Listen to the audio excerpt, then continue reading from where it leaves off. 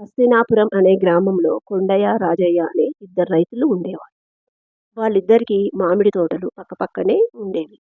రాజయ్య తోటలోని చెట్లు మామిడికాయలతో కలకలలాడుతూ ఉండేవి. వాటిని అమ్ముతూ డబ్బులు బాగా సంపాదించాడు. రాజయ్య స్వార్థం, దుర్బుద్ధితో ఉండేవాడు. కొండయ్య తోటలోని మామిడి చెట్లకు సరైన కాయలు కాసేవి కావు. కొండయ్యకి నష్టం వచ్చేది.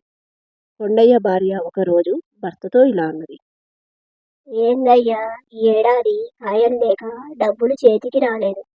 పిల్లల చదువులకి, తిండికి ఎలా అని భార్యాభర్తలు బాధపడేవారు. ఒకరోజు కొండయ్య తోటకు వెళుతూ దారిలో ఒక చెట్టు దగ్గర ఆగి దాని కింద కూర్చుని తన భార్య చెప్పిన దాని గురించి ఆలోచిస్తూ బాధపడుతున్నాడు. చెట్లకి కాయలు సరిగ్గా లేవు. నా చేతిలో ఉన్న డబ్బులు మొత్తం తోటకు పెట్టిన కాయలు సరిగ్గా రాక నా చేతిలో చిల్లిగవ్వ లేదు అని తనలో తాను బాధపడుతున్నాడు. అలా బాధపడుతున్న కొండయ్యకి ఒక గొంతు వినిపించింది. ఎందుకు నువ్వు బాధపడుతున్నా? అని మాయా చెట్టు అన్నది. ఈ మాటలు ఎక్కడి నుండి వస్తున్నాయో అర్థం కాక చుట్టూ చూశాడు. అప్పుడు చెట్టు నేను మాయ చెట్టుని.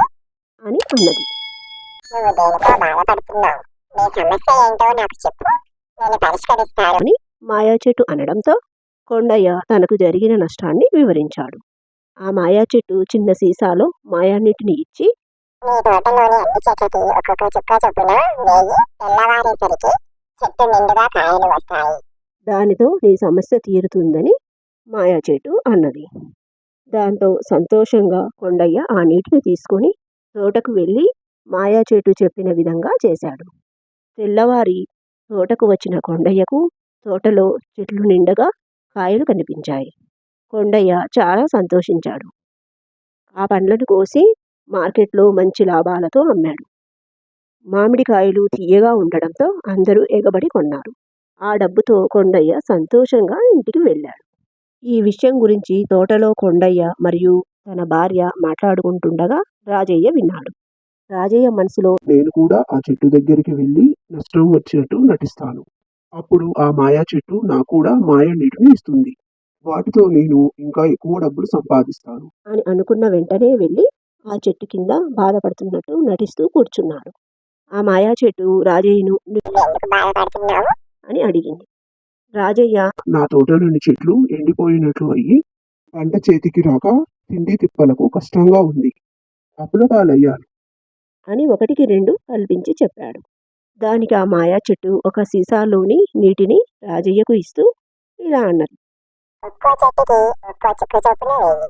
ఇంకొక విషయం మర్చిపోకు, ఒక చెట్టుకి ఒక బొట్టు మాత్రమే వేయి అని మరీ మరీ చెప్పింది. దానిని తీసుకుని సంతోషంగా తన తోటకు వెళ్ళాడు. ఒక్క బొట్టు వేస్తేనే కొండయ్యకు చెట్టు నిండా పళ్ళు కాసి అంత లాభం వచ్చింది. నేను నా చెట్లకి ఎక్కువ మాయా నీటిని వేస్తాను అని రాజయ్య అత్యాశకు పోయి మాయానీటిని ఎక్కువగా వేశాడు. మరుసటి రోజు తోటకు వచ్చి చూసిన రాజయ్యకు తోటలోని చెట్లు మొత్తం ఎండిపోయి కనిపించాయి. అత్యాశకు పోయినందుకు రాజయ్య లబోదిబోమని ఏడ్చాడు. నీతి: అత్యాశకు పోతే నష్టపోవాల్సి వస్తుంది. ఈ కథ మీకు నచ్చినట్లయితే సబ్స్క్రైబ్ చేసుకోండి, లైక్ చేయడం మర్చిపోకండి.